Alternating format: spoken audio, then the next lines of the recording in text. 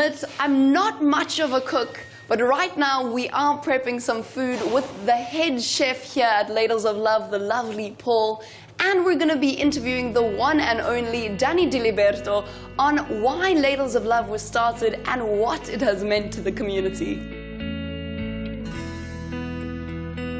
Ladles of Love, primarily, if you ask what is its purpose is to touch as many people's lives as possible. And how we do it is through food. I grew up in a Mediterranean home, and food being the center of our home, I very much understand and appreciate the importance of good food, not just any food. Food prepared with love is so different to food just prepared because it has to be prepared because you need something to eat. And that is very much the essence of providing healthy, nutritious, well-cooked meals served with dignity and respect. Whoever comes to receive food, be it the homeless, be it the people out in the communities, they all have a story, and they know they are no lower than I am, or I'm no better than they are. I'm a human being as they are, and we are the same. And then we encourage volunteering. We make it easy because people want to do good.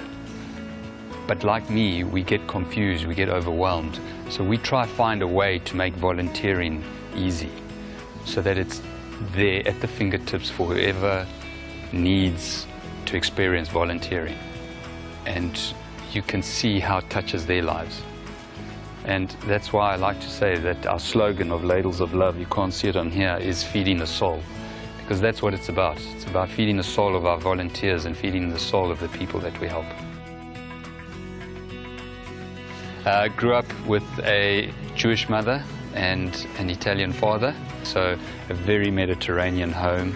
Food was always the center of our home. A lot of time spent around the dinner table. So I had the joy of celebrating both religions. You know, my mother was kind, and growing up in a kind home, we were a close-knit family.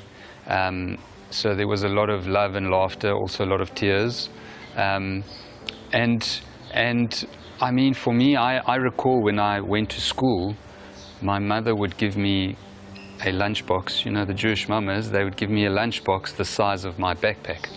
And I would arrive at school with this huge lunchbox. And I remember that all the kids in the boarding school that I was at would all descend on me at break time and come and ask me for something to eat, and I would just happily hand it out. It was almost like it wasn't like, no, this is mine. It was, yes, sure, yeah. I almost felt as if it's the right thing to do. So I grew up that way, and I remember being in the restaurant industry, and I've always wanted to do good. I just didn't know how or where to focus. And I think it was when I was introduced to the ancient Sanskrit word seva, spelled S-E-V-A, meaning giving of yourself, wanting nothing in return. It very much resonated with me and clicked that feeding people is the right thing to do, and doing it with dignity and respect. So having those values, having that womanly energy drive me all my life, it has been the essence of Ladles of Love. Every year, Mandela Day, we try and do something special. It's our biggest fundraiser of the year for us, so we always try and make it extra big, extra special. And this year we decided to go for the Guinness World Record for the longest line of food cans put down. And then the reason for that is that those food cans would then go into the communities to fill the pots with food. So it was just perfect. And the current Guinness World Record is 3.28 kilometers long, or 44,966 cans. That's the current record. We decided, in honor of Nelson Mandela, to go for a 6.7 kilometer line. That was 90,000 cans. And it was amazing how all the plans that we had done were just perfect for us to achieve. We had, I can't remember how many volunteers, but I think there were over 1,000 over the day or something crazy that came and helped us put 90,000 cans. We created a line, a meandering line through the waterfront. And do you know that we had to have auditors measure it? For Guinness World Record, it was exactly 6.7 kilometers long.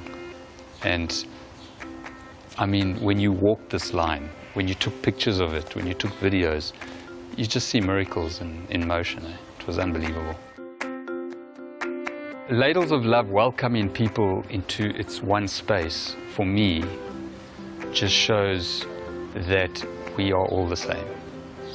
When I see a bunch of volunteers who are strangers come together, you wouldn't think that they are strangers, because all of a sudden you see human beings work together to serve those less fortunate. So gender falls away, religion falls away, color falls away, and we just become human beings.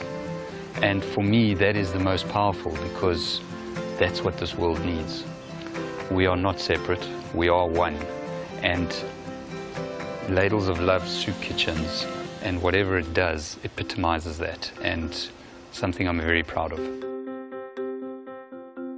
There are many ways to help Ladles of Love. If money is a challenge, then volunteer. We create a lot of volunteer opportunities. Go onto our website, ladlesoflove.org.za, sign up as a volunteer, and you'll get a weekly newsletter showing all our volunteer opportunities. And if you don't have the time to volunteer, then share what Ladles of Love does, because I think it was that in COVID, when COVID began, people sharing our stories. I mean, there was so much sharing, it was unbelievable.